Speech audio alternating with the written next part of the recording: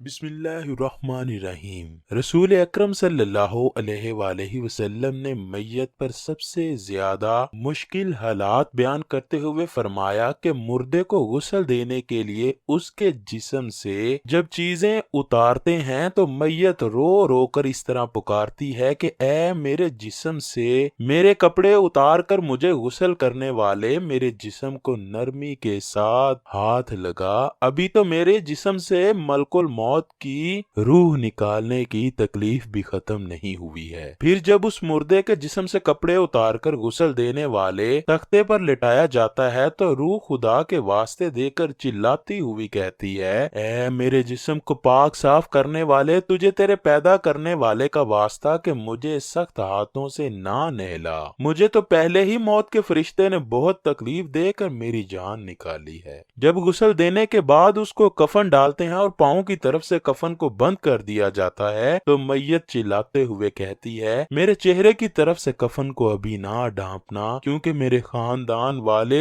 اور عزیز و اقارب مجھے آخری دفعہ جی بھر کر دیکھ لیں، کیونکہ آج کے بعد وہ مجھے قیامت کے دن ہی دیکھ سکیں گے۔ جب میت کا جنازہ اٹھانے کے لیے بندے میت کی چارپائی کے پاس آتے ہیں تو روح چلاتی ہوئی کہتی ہے، اے میری میت اٹھانے والو، تم کو خدا کا واسطہ ہے مجھے گھر سے باہر لے کے جانے میں جلدی نہ کرو، میں اپنے بیوی بچوں اور رشتہ داروں کو اچھے طریقے سے مل لوں۔ جب اس میت کا جنازہ دروازے سے باہر لے کر جا رہے ہوتے ہیں تو میت کہتی ہے، آج میں اپنے بچوں کو یتیم اور بیوی کو بیوہ کر کے جا رہا ہوں، آپ کو اللہ کا واسطہ ہے کہ ان کو کبھی تنگ نہ کرنا، ان کے ساتھ ہمیشہ نرمی سے پیش آنا، میں اب کبھی ان کے سامنے نہیں آؤں گا اور نہ ہی قیامت تک کسی کی شکل دیکھ سکوں گا۔ جب جنازے کو لے کر جانے لگتے ہیں تو میت بولتی ہے، اے میرے دوستو، میں نے اس دنیا میں جو کچھ بھی اپنے بیوی بچوں کے لیے اکٹھا کیا تھا، آج ان سب مال و اسباب میں سے کوئی بھی میری بخشش کا ذریعہ نہیں بن سکا اور سب کیے کا جواب اب مجھے ہی دینا پڑے گا۔ میرے بیوی بچے رشتہ دار بس میری جمع پونجی کو کھا پی کر اڑا دیں گے۔ پھر جب جنازہ پڑھ کر میت کو دفن کرنے کے بعد لوگ اپنے اپنے گھروں میں جانے کی تیاری کرتے ہیں تو میت کہتی ہے، اے میرے دوستو اور رشتہ داروں، میرے ساتھ اتنا ظلم نہ کرو، تم تو مجھے ایسے تنہا چھوڑ کر جا رہے ہو جیسے مجھے جانتے تک نہیں ہو۔ جب مردے کو قبر میں اتار دیا جاتا ہے تو میت اپنی بیوی بچوں کو کہتی ہے، اے میرا ورثہ پانے والو، میں نے جو کچھ بھی اس دنیا میں اکٹھا کیا وہ سب کچھ تمہارے لیے چھوڑ کر جا رہا ہوں۔ مرنے کے بعد سب سے پہلی منزل قبر کی منزل طے کرنا ہوتی ہے، اگر اس میں کامیاب ہو گئے تو باقی سب منزلیں آسانی سے طے ہو جاتی ہیں۔ ناظرین گرامی، قبر کی پہلی رات لیلۃ الدہن یا قبر کی پہلی رات وہ پہلی رات ہے کہ جب میت کو دفن کرتے ہیں۔ روایات کے مطابق پہلی رات میت کے لیے بہت سخت رات ہوتی ہے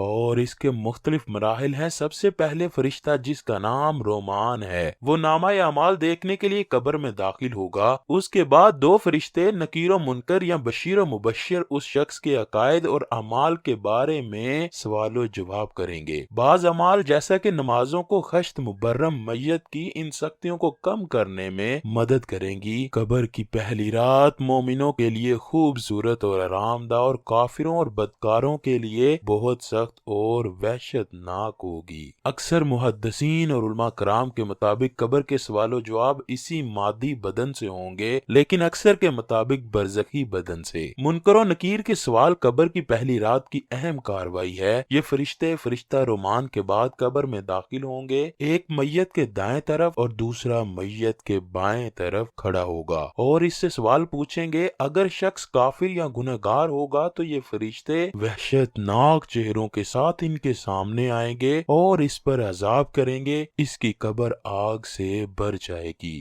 تب ان دونوں فرشتوں کو نکیر و منکر کہا جائے گا۔ اگر شخص مومن ہوگا اور اللہ کے نبیوں کی پیروی کرنے والا ہوگا تو سوالوں کے جواب صحیح دے گا اور وہ دونوں فرشتے خوبصورت چہرے کے ساتھ بہشت کی خوشخبری دیں گے اور اس کی قبر کو انعامات الہی سے بھر دیں گے۔ اس صورت میں ان دونوں فرشتوں کے نام بشیر و مبشر ہوں گے۔ اللہ پاک سے دعا ہے کہ اللہ تعالی ہم کو نیک اعمال کرنے اور آخرت کی تیاری کرنے کی توفیق عطا فرمائے۔